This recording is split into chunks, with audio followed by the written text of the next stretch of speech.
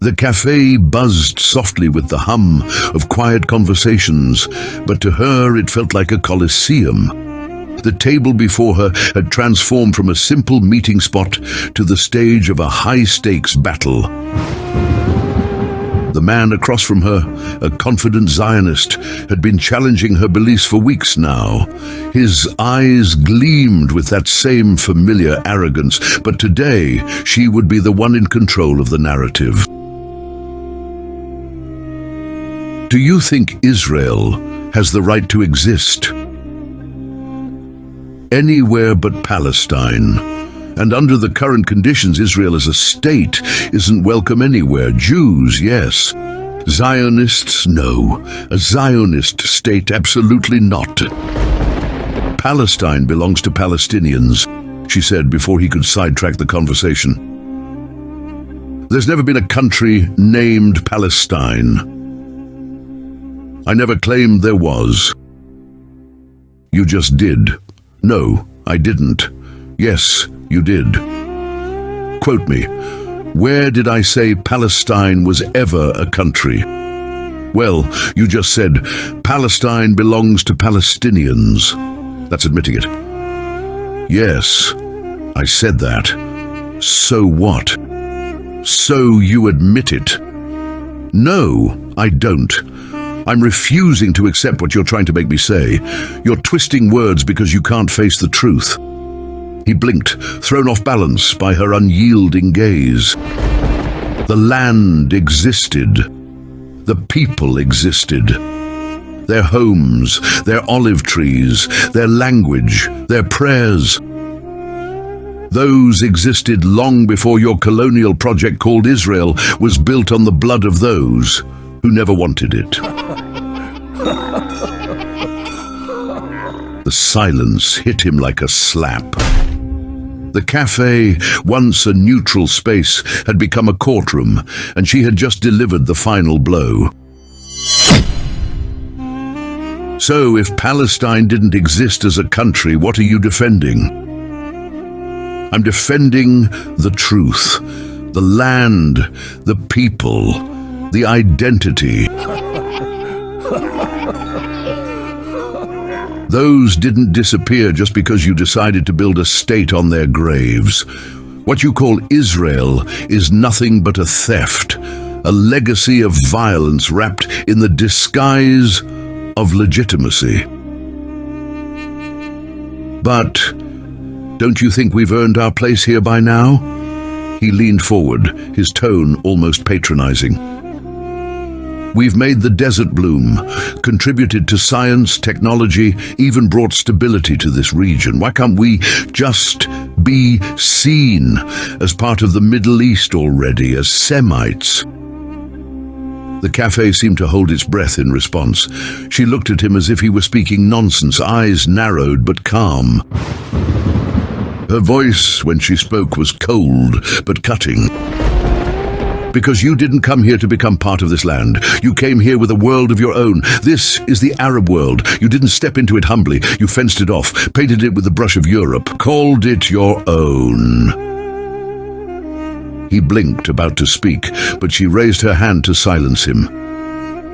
You say you made the desert bloom, but you did it in the image of Europe.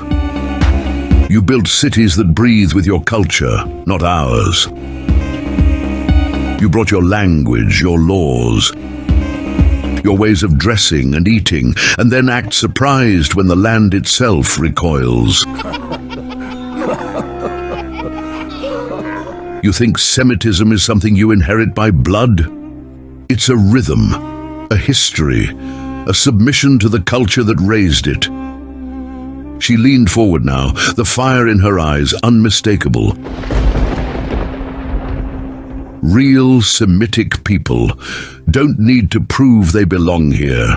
They pray in the tongue of the prophets. They eat what they ate. They bury their dead, as they did 1,000 years ago. You came from Europe, and you stayed European. You look like foreigners. You sound like foreigners. You act like foreigners. You do not even try to belong. She paused, her gaze unwavering, and then slowly, almost ceremoniously, she took a sip of her tea. You ask why we don't see you as part of the Middle East? Her smile was as cold as the desert night. Because you're not. You're a Western colony in Arab clothing. And the land remembers. So, you're saying there's no place for Jews? No, I'm saying there's no place for Zionism. There's a difference. Jews, yes, they have a place in the world. But your vision, your project of Israel, is built on lies, oppression, and bloodshed. That's what I'm fighting against. But you're denying Israel's right to exist. I'm denying the legitimacy of your theft. A state built on genocide has no right to exist. The truth is too strong for your lies. The cafe's atmosphere was tense, as if the very air between them was charged. His voice rang with self-assurance, but the edge of defensiveness was creeping in. It's the only democracy in the Middle East. Jews, Muslims, Christians, everyone, even Palestinians have equal rights. Democracy? That's a joke. It's the truth. You can't argue with facts. Facts. A democracy that bans refugees from their own land. A democracy that keeps people from returning to their homes. Stop embarrassing yourself. Israel is a theocracy. Don't you people chant, Israel is the only Jewish land? Let's talk about this Middle East for a second. What does that even mean? The middle of what? The east of what? It's West Asia, get that right. Fine, whatever. But isn't Israel the only Jewish state? Isn't that true? Look at you Muslims. You've got the entire Arab world. You're spread across 57 countries, all to yourselves. Oh, really? The entire Arab world belongs to Arabs. I'm a Muslim, and yet I need a visa just to go to Mecca and Medina, for Hajj, for Umrah. And that visa can be rejected. Why? Because I'm not Arab. So let's get this straight. The Arab world belongs to Arabs, not to Muslims. But you Jews, you get Israel. Why? Because Israel is not a state for Israelis. It's a state for Jews. But isn't Israel the only place where Jews are truly safe? So, you admit Israel isn't a democracy but a theocracy, right? Because if it were truly democratic, you'd let the displaced Palestinians return. You'd let them come back, help rebuild, live freely. But you don't. Why? Because you know that if they returned, they'd outnumber you, and you'd lose control of your precious greater Israel. You're not afraid of democracy. You're afraid of losing the vote, losing your hold on power. That's the truth, isn't it? It's not about rights, it's about survival. You wouldn't let them vote because you know they'd win, and then Israel wouldn't be Israel anymore. It'd be Palestine. What it always was, and what it's meant to be. You're an anti-Semite. How? You want to destroy the only state of Jews. So you're admitting that Israel is not a democracy? It's not a state for Israelis? It's a state for Jews? All right, so what? It's the only place where Jews feel safe. So Jews don't feel safe in America, in Germany, in the UK, in your so-called greatest allies, where the world stands behind you, where you're free to live, prosper, and worship. What does that say about you then? What kind of allies are those if they can't even offer you safety? You're an anti-Semite. Impossible. I love Palestinians. I love Arabs. So tell me, how does that make me an anti-Semite? Israel belongs to Jews. No, it belongs to Palestinians. You want to exterminate us. That's a baseless accusation. You're fabricating things. No, it's not. You just said it yourself. Palestine belongs to Palestinians. Of course I did, and I stand by my words. Palestine belongs to Palestinians, whether Muslims, Jews, or Christians. Palestine is the ancestral homeland of Jews. We have a right to it. Ancestral? Are you seriously claiming that white Europeans have Arab blood running through their veins? What a twisted narrative. You're an anti-Semite. No, you are the anti-Semite. How dare you! You've already wiped out the real Semitic state, Palestine, and the real Semitic people by colonizing it with European Zionists, and now you dare to lecture me. Why don't you criticize the foundation of Pakistan? It was founded on the same logic that you criticize us for. Are you serious? The people of modern-day Pakistan were locals. They were always living there, generations after generations. The land didn't get imported with foreign settlers. It was split between Hindus and Muslims. Muslims were not imported to the newly founded nation of Pakistan, like Jews were to Palestine. Of course it belongs to us. God promised us that land. Stop lying. Allah never promised you that land. Buddha never promised you that land. Bhagwan never promised you that. Who gives a shit about these false gods? Then who gives a shit about the kind of God you've invented to justify theft and cruelty? The silence that followed was thick with unspoken challenges, the air crackling between them. She took a breath before continuing, her tone even but heavy with resolve. Nobody cares if your God promised you that land. You can claim all the divine promises you want, but you have absolutely no legal right to Palestine. That land doesn't belong to you just because of what you believe. You can't take it, displace its people, and then hide behind religious excuses. Palestine belongs to the people who have lived there for centuries, not to those who arrived through the whims of foreign powers, who decided your rights based on what suits their interests. But we, the Jews, were here before the Muslims. This has been our land for over 3,000 years. Islam came only 1,400 years ago. We are the rightful owners, not the Muslims. She leaned forward, her voice a blade wrapped in calm as it cut through the silence. Rightful owners? You think history bows to the one who shouts first?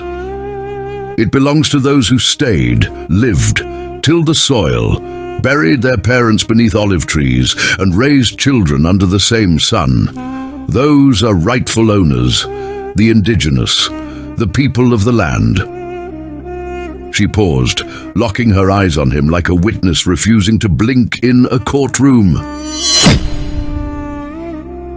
And since you love claiming bloodlines and ancient rights, let me ask you, do you even know what a Semite is? She doesn't wait for an answer.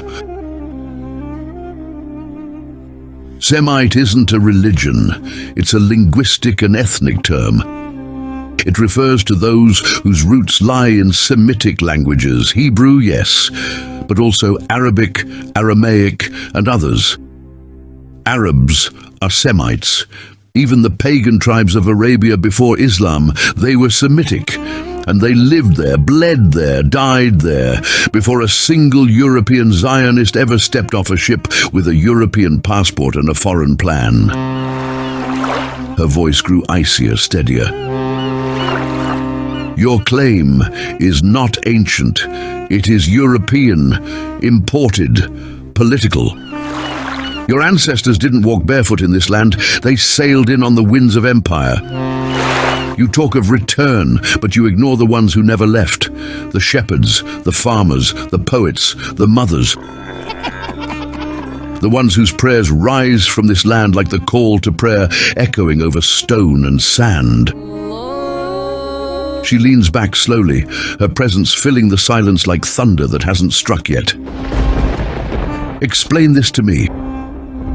How does a man from France, a Jew raised in Paris, or one from Brooklyn with no tie to this soil except a belief, how does he have more right to this land than the Palestinian farmer whose ancestors have spoken a Semitic tongue and prayed in this direction for centuries? She gestures with her hand, sharp, like pointing to a wound that hasn't healed. This is not about who came first. This is about who stayed, who belonged, and who was displaced. You don't get to erase the living by clinging to the dead. You're not indigenous to this place. You're not local. You're not rooted. You're a settler claiming inheritance by myth while ignoring the blood of those you displace in reality. It's in Hamas's charter. They want to kill all Jews. That's a lie. But let's not pretend Hamas is the cause. It's a result. What do you mean? Before 1948, Jews, Christians and Muslims lived side by side. It's the Zionist occupation that forced this conflict. Hamas is the problem. You're the problem. Your occupation, your genocide. How dare you? You've been killing Palestinians for decades. How can you expect them to stay quiet? What do you want them to do? Roll over? They're terrorists. Stateless, powerless. You slaughter them because they have no army, no defense. That's a stretch. Look at India and Pakistan. They fight, but they're not murdering each other. Why? They have states, armies. You know what to do. This is ridiculous. Give Palestinians their state. This ends. No state, no peace. It's in Hamas's charter. They want to kill all Jews. And what's in your reality? You've already killed thousands of Palestinians, babies, women, the elderly. You talk about a charter, a piece of paper. I'm talking about blood on the ground, families buried under rubble, names erased from civil records because they no longer exist. We don't target civilians, we target terrorists. You target life. You flatten neighborhoods. You bomb hospitals and schools.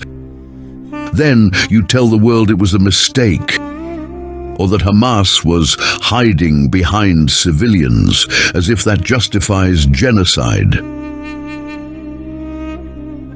We warn them before we strike.